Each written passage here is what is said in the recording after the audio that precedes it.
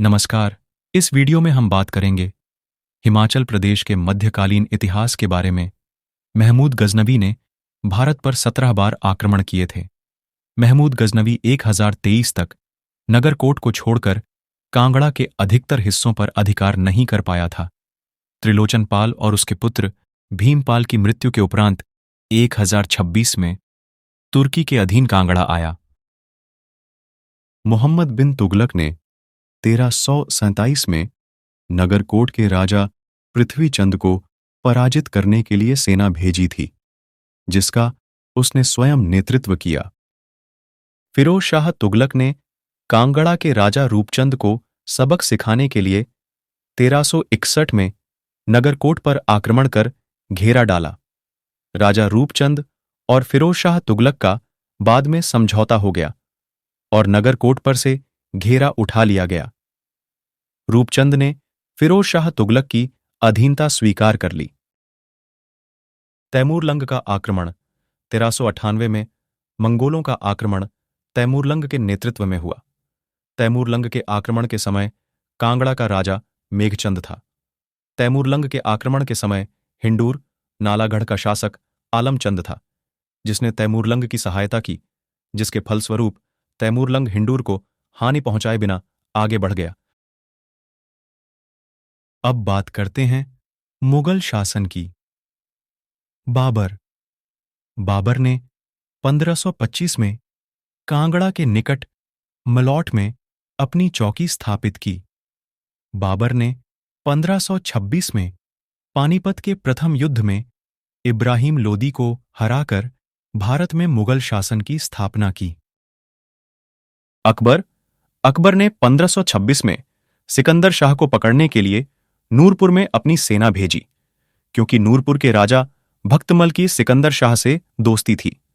अकबर पहाड़ी राजाओं को अपनी अधीनता स्वीकार करने के लिए उनके बच्चों या रिश्तेदारों को दरबार में बंधक के तौर पर रखता था। अकबर ने कांगड़ा के राजा जयचंद को बंधक बनाया। जयचंद के पुत्र बिधिचंद ने अकबर के विरुद्ध नूरपुर के राजा तख्तमल के साथ मिलकर विद्रोह किया। अकबर ने बीरबल को हुसैन कुली खान के साथ मिलकर इस विद्रोह को दबाने के लिए भेजा। अकबर ने 1572 में टोडरमल को पहाड़ी रियासतों की जमीनें लेकर एक शाही जमींदारी स्थापित करने के लिए नियुक्त किया।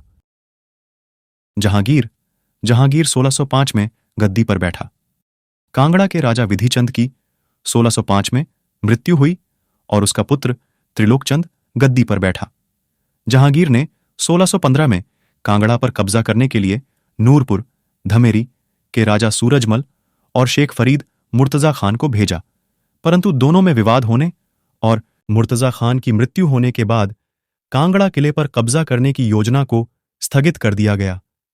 जहांगीर ने 1617 में फिर नूरपुर के राजा सूरजमल और शाह कुली खान मोहम्मद तकी के नेतृत्व में कांगड़ा विजय के लिए सेना भेजी। राजा सूरजमल और शाह कुली खान में झगड़ा हो जाने के कारण कुली खान को वापस बुला लिया गया। राजा सूरजमल ने मुगलों के विरुद्ध विद्रोह कर दिया। जहांगीर ने सूरजमल के विद्रोह को दबाने के लिए राजा राय विक्रमजीत और अब्दुल अजीज को भेजा। राजा सूरजमल ने मानकोट और तारागढ़ किले में शरण ली, जो चंबा रियासत के अधीन था। शाहजहां के शासनकाल में नवाब असदुल्ला खान और कोच कुली खान कांगड़ा किले के मुगल किलेदार बने। कोच कुली खान 17 वर्षों तक मुगल किलेदार रहा। उसे बाणगंगा नदी के पास दफनाया गया था। सिरमौर का राजा मंधाता प्रकाश शाहजहां का समकालीन था। उसने मुगलों के गढ़वाल अभियान में कई बार सहायता की थी। औरंगजेब के शासनकाल में कांगड़ा जिले के मुगल किलेदार सैयद हुसैन खान, हसन अब्दुल्ला खान और नवाब सैयद खलीलुल्लाह खान थे। औरंगजेब का समकालीन सिरमौर का राजा सुभंग प्रकाश था। चंबा के राजा चतर सिंह ने 1678 में औरंगजेब के चंबा के सारे मंदिरों को गिराने के आदेश को माने से मना कर दिया। मुगलों का पतन और घमंड चंद। औरंगजेब की मृत्यु के बाद मुगलों का पतन शुरू हो गया। अहमद शाह दुर्रानी ने 1748 से 1788 के बीच 10 बार पंजाब पर आक्रमण कर मुगलों की कमर तोड़ दी। राजा घमंडचंद ने इस मौके का फायदा उठाकर कांगड़ा और दोआब के क्षेत्रों पर कब्जा कर लिया। कांगड़ा किला अब भी मुगलों के पास था। नवाब सैफ अली खान कांगड़ा किले के अंतिम मुगल किलेदार थे। अहमद शाह दुर्रानी ने 1759 में घमंडचंद को जालंधर दोआब का नाजिम बना दिया। घमंडचंद का सतलुज से रावी तक के क्षेत्र पर एक छत्र राज्य हो गया। तो इस वीडियो में इतना ही। ऐसी और वीडियो के लिए इस चैनल को सब्सक्राइब जरूर करें।